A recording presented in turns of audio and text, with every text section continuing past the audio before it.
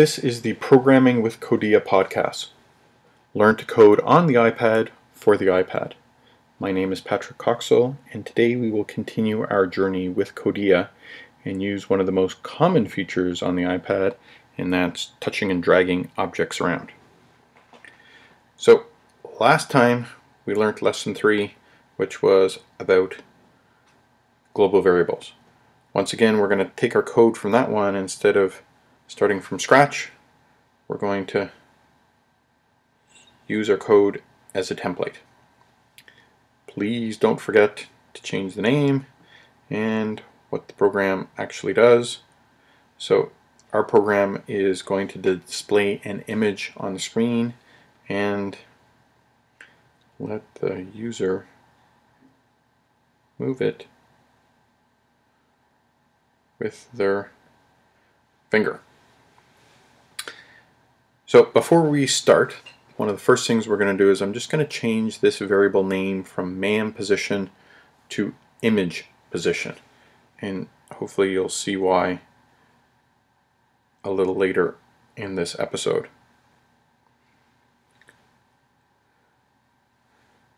So we're just going to have to go through and change the name everywhere where we used it.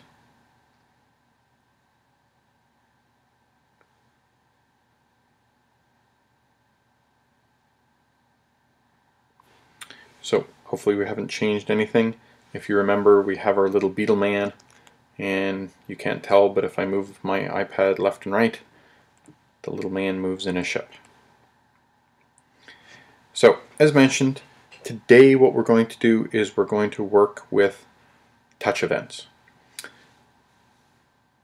You remember that our setup function happens once and only once, and we have a draw function that happens once every frame. Codea actually has a built-in another function that happens every time the frame enters, and this one is called touched. So I'm just going to copy this instead of having to type code over again and paste it in. And I'm just going to delete all the drawing stuff, and we will change the name to this other function, which is called touched, and it actually has a parameter that gets passed into it, and for convenience I'm just going to call it touch. This thing will contain where you touched on the screen, the X and the Y value, and several other things. One of the things it tells you is what the state of your touching is. Did you just touch for the first time? Are you moving around, or did you end? But to start with, we're interested in the position that you touched on the screen.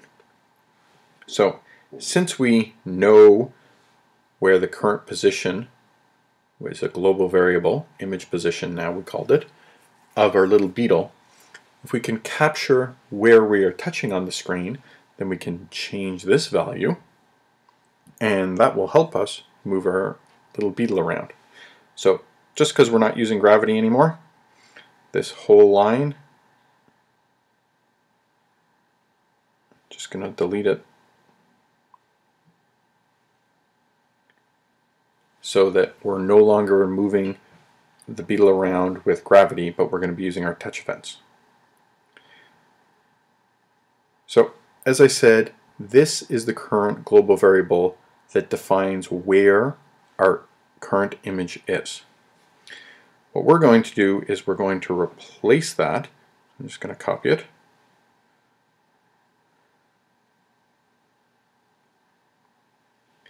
So we're going to replace that value with this thing here.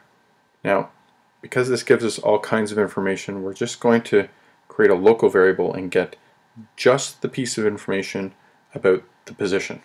So we're going to create a local variable. I'm going to call it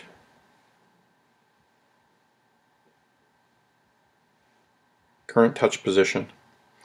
Since the position where you touch the screen with your finger, you have to get back the X and Y value. It's going to be a vector 2 again, because it holds two pieces of information. And the first one, as you can see by IntelliSense, was the X. And the second one if I spell it correctly, is the Y. So we're getting the X and Y position where you touch on the screen, and we're placing that in this variable. So if I take that variable now and paste it in here, we should be good to go.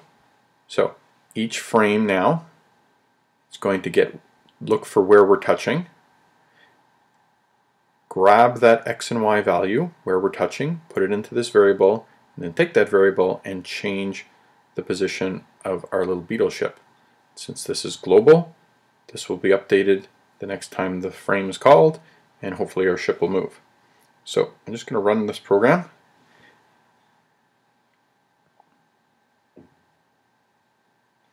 There's our little beetle ship, and although you can't see my finger, I'm moving the little beetle around. So that works really well. Just going to take the little beetle and put him down in the bottom left-hand corner. So there's one little problem. If I touch the top right-hand corner, you'll notice that the beetle just sort of pops instantly there. So what's happening is that wherever I start touching and moving on the screen, because that's where I'm placing with my variables where the beetle should be, even if I'm not touching on the beetle, he hops to wherever my finger is. Well, that's not really a normal touch event. What normally happens is if I'm not actually touching the beetle, but just the background, well then the beetle shouldn't move. So what we need to find out is, am I actually touching in a little rectangle around where this beetle is? Okay, so there's basically a little magical invisible rectangle around this image. Now if you remember, for the position of my beetle, it's actually referencing the very center. So if you remember back from math class, what we actually need is to find out the width of my beetle ship. And if I know what the width is as a number, if I divide it in half, if the center is here and I subtract half of the width, then I'm at this edge. If I take half of the width and add it, I'm at this position. So I can calculate the two positions of my X value on either side of my beetle ship. I can do the same thing with Y. This is the center for the Y position. If I subtract half the height, I'm down here. And if I add half the height, I'm up there. So I'm going to have to do this mathematical calculation of taking my center position, subtracting or adding for my X or my Y. And I have to check, am I touching with inside that little bound that I'm just doing my math on? So to do that, the first thing we need to figure out is the width of this image. Now there's lots of ways you could do this. You could actually look in the image and in the computer and just figure out what the width and the height is. But the problem is, if I change in code and switch to a different ship, well then I'd have to go and look at that. So it would be way better if we got the computer to do a little of this work for us and make it generic. So I'm going to go back up here where we had image position, and we're going to create a couple more global variables that we're going to use.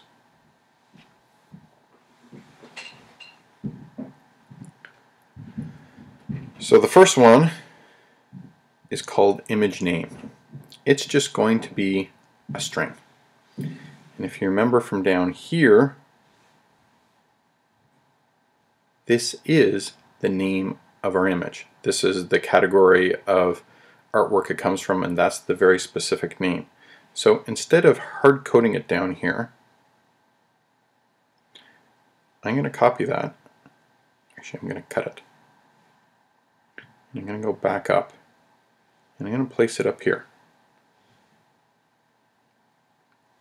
So if somebody now just replaces this name with a different piece of artwork, everything should filter through. So we've got to take this value, because now this variable represents this name, and go back and paste it in.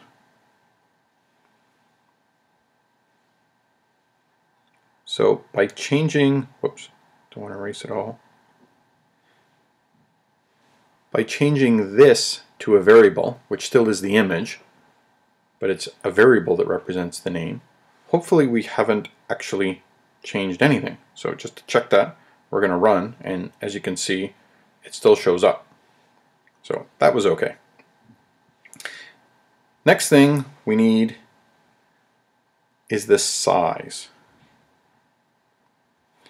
So Codea has a really great function that will give us the width and height. So this size is also a vector too, because it holds two values, the width and the height.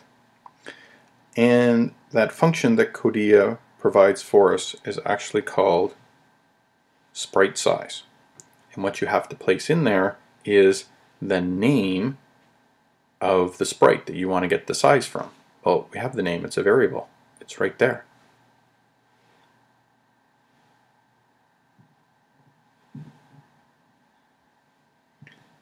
So now we actually have the size of this image right here.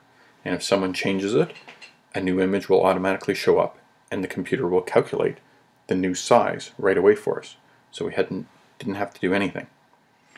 So now we're going to go back down here. So this is lovely. It was sort of working, but not really working. This needs to be inside an if statement, checking to see if we are actually touching inside, and that was that math that I was showing you. So this needs to be inside an if statement. Before we start that if statement, I talked previously about states, and remember I said there could be three states. You start touching the screen, you move around the screen, and you end. So I'm just going to show you how those work, even though this time we're only going to use one. So you have to do a check. If touch.state, so once again this touch comes from here, if that is equal to began. So just for clarification, remember I actually said equals because I'm checking if this, the touch state, is equal to began. Remember, two equal signs is equal to, one really just means is assigned. So if that is true, then we could do something. Don't forget your end. Every if needs to have an end in Lua. Now, we're not going to do anything here, but I just wanted to show you what that was, and also we're going to copy it, because remember, there was three different ones.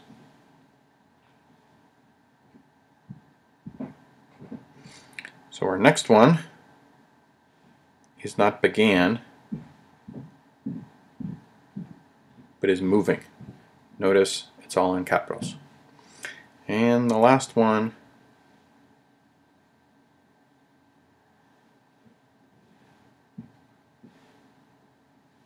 is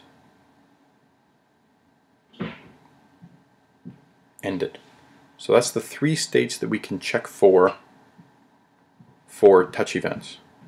Now this thing right here, it's got to be yanked out because that needs to go inside our moving.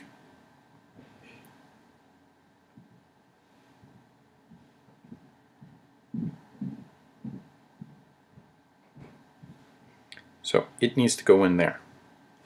So what we're going to do is,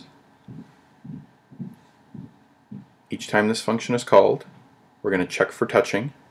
If you are actually moving your finger around the screen, this needs to happen. But this needs to happen only if we're actually inside where the little beetle is, not just if we're touching anywhere. So this in itself needs to go inside an if statement.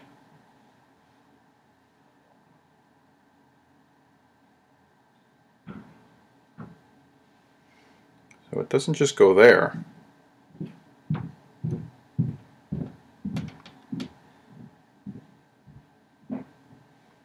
It really goes there.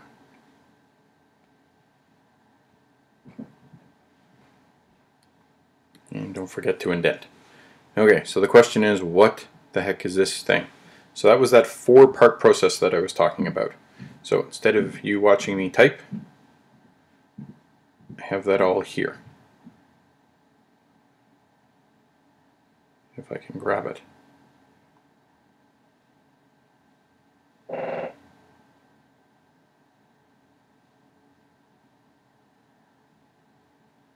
I'm just going to grab it all, and then we'll talk about it when I get it back.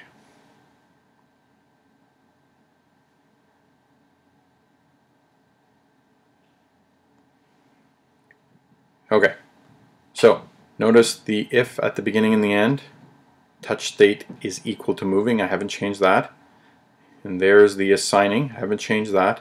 And here's the four-part process. So the current center position, its x value, you're going to subtract half of its width. And if that value is smaller than the current touch position in the x value, that means the current touch position must be greater than the left-hand edge, which makes perfect sense. If that is true and the center position of the x of my image, if you add in half of its width, so now I'm at the right-hand edge, if that value is greater than the same touch position in the x, so that means I must be somewhere between the left and the right-hand x-coordinate of my image. So if those two things are true, and the same kind of thing but in the y, the bottom of my object has to be less than the y position, and the top needs to be greater than the y position. So if all of those are true, that means that our little beetle is somewhere touching our image. So if we run it again, if you touch your image, it will move around, and if you're not touching your image, it won't move around. And that is exactly what we're looking for. So this is a little complex, I know, but once you've done it once, hopefully it will make sense for the others. So that's all we're going to do today. Notice that we've generalized this portion to make it work for any image. And we added a new function, which was our touched function. And that, just like draw, happens 60 times a second, and it checks for if you're touching on the screen, and then you should do the normal stuff that we do.